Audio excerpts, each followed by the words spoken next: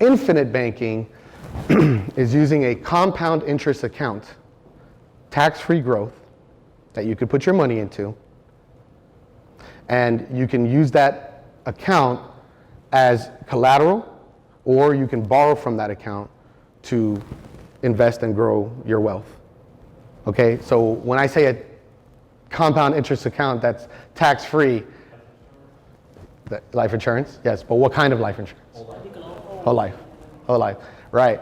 So with certain whole life insurance companies, you're gonna have guaranteed compound interest growth, typically in the range of about 2% is the guarantee, okay? I'm using the word guarantee on purpose because not every life insurance policy gives you these kinds of guarantees, because there's dividends that you can also get on those accounts. That's not guaranteed, right? And then there's other accounts that operate that are called index accounts. Not knocking those, but when you're practicing infinite banking, you want to have guarantees, okay? And you want to have the ability to have the maximum cash value in the account, right? So there's typically three types of insurance. There's term, right? Then there's whole life, and then there's universal, and there's index universal, okay? The whole life policies, you can design these policies in a way where you can pretty much have 80 to 90% cash value on day one, okay? So right now, what we talked about earlier is putting our money in a checking and savings account, right? Which is giving us what? Nada, right? This account, it does have an expense, which is the death benefit.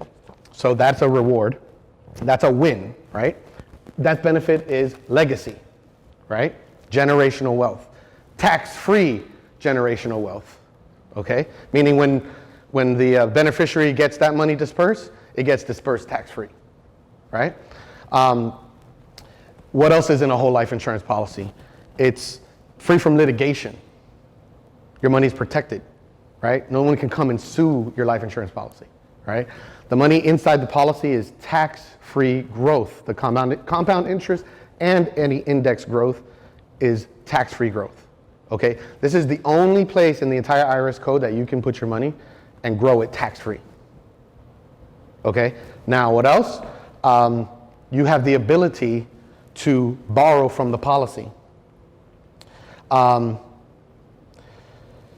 the policy will allow you to take out between 80 to 90%, if it's designed properly, of the total amount that you put in. So you have a base premium on the policy, and then you have what's called paid up additions, which is cash value. So think of it like this, just using a simple number. Yes, Tony? Is it possible to put an example of a model up there? Ooh, no. That would have to be more of like a one-on-one thing to see, you know, that. But Dre, if you could click on, scroll down, please. Infinite banking. Thank you. So basically with this strategy, your money is protected. It's growing compound interest.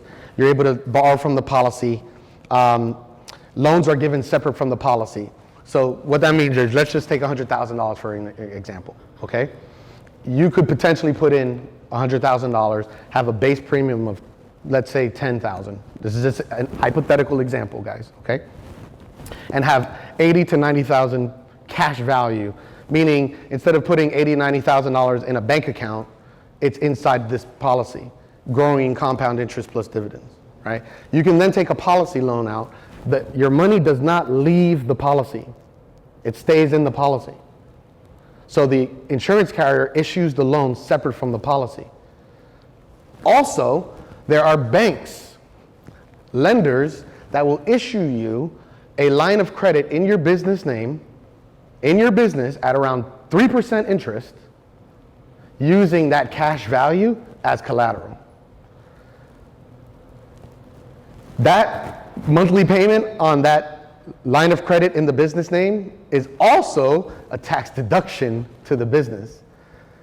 So what are we doing here?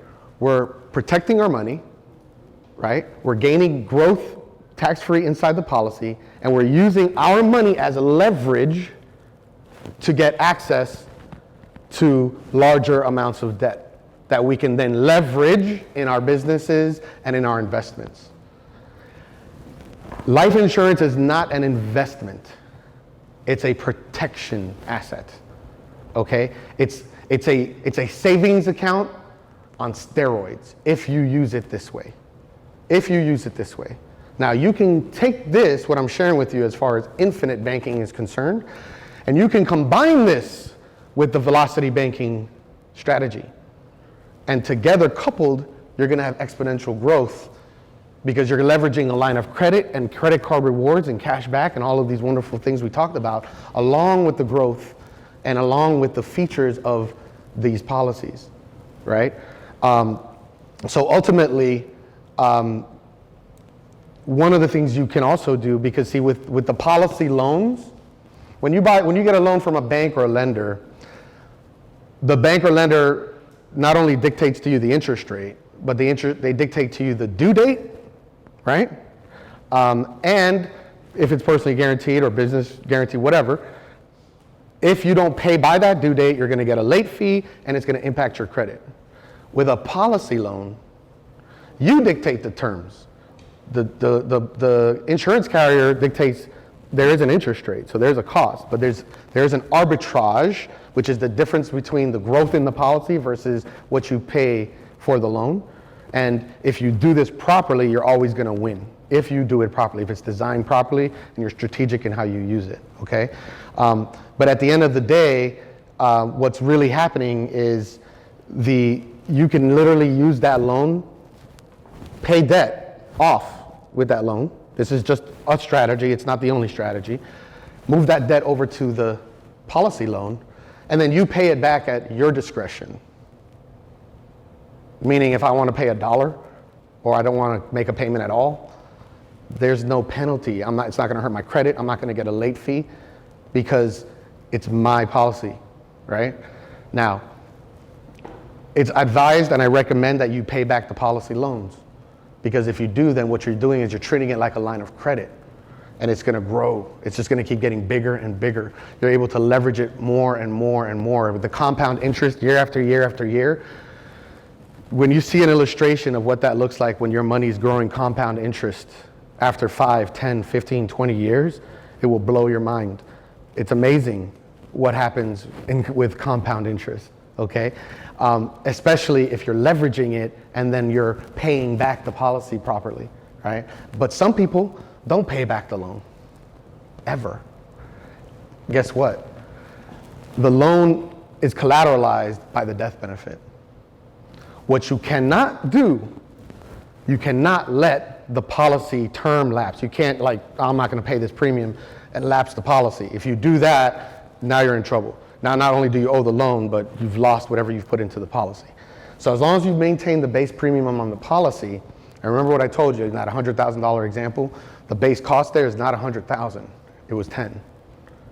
So that means that I don't have to put $100,000 in every year. I can put the base to cover the cost, and I could pay up to $100,000. That's the cash flow. That's what I can work with. Compound that year after year after year. Maybe the first year I put in as much as I can. The next year I don't have that luxury. I don't have that cash flow like I thought I would, and I can't afford it. So I'm just going to pay the base premium, right? Maybe halfway through the year, investment on my business comes back, and I want to go ahead and put a large amount in. I can do that up to a limitation. I can't overfund it. There's something called a NEC, where if you overfund a policy, it turns into a modified endowment contract, right? Which is a taxable event. The reason this is so powerful is because all of this growth inside the policy is tax-free, right? So when you're leveraging a policy like this and using the policy loans or using the cash value as collateral for a line of credit from a bank or a lender, right? You are avoiding taxation on that growth in the policy. If you let it become a modified endowment contract by overfunding it, by not planning properly, by basically not designing it properly or funding it properly, then all of that growth becomes taxable, okay? Now, the death benefit, it also, again, like I said earlier, when that gets dispersed to the next generation or to your beneficiary, That's tax-free money to the next generation. Okay? So, I don't know. How many wins do we have here? Can we count them? I mean, so we talked about velocity banking, and the number one rule, the number one thing was to give every dollar, how many? At least 2 to 3 jobs. With this strategy of velocity banking combined with the infinite banking, you're giving your dollar between about 7 to 10 jobs. You're multiplying your growth, you're velocitizing your growth. You're going to pay off your debts faster than you could if you just debt snowballed, and you're going to leverage and grow your business and investments a lot faster, right? Just one example, guys. Ladies and gentlemen, excuse me. If I have $100,000, I could take that and I could invest that in a property, just using real estate as an example, right? I could buy a property cash, right?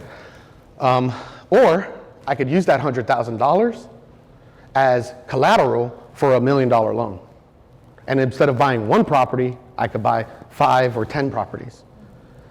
So what am I doing? I'm leveraging debt, right? Now, if you keep the money flowing through the debt, you can continue to grow and grow your assets. That's what it's about. You want to gain assets and leverage the debt. Gain the compound interest wherever you can, and use these features, these tools that are available, that are at our they're right there. We have access to them, all of us, right? Unfortunately, millionaires and billionaires have used these tools in the past. That's how they file bankruptcy and they're right back on top of another business, right? Because their liquid assets are protected inside of these policies, right? We have to start thinking generationally. A lot of us think about a year, a 5-year, 10 years, maybe the max, right? Money doesn't look that way. The banks don't look at it that way.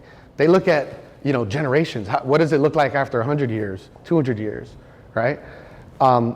If I invested $100,000 of my own money in an asset, and in that investment, whatever it is, real estate, crypto, the stock market, and that investment fails, and I lose my money, I'm out of pocket, right?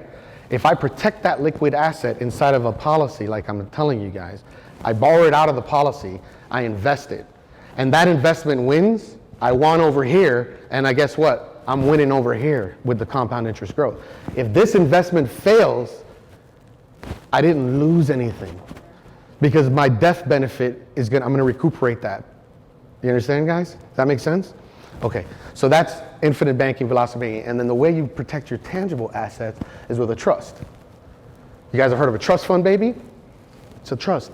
So your tangible assets, your properties, your vehicles, your assets, you put it in a trust. A trust has its own EIN number, just like your business does. It's a separate entity.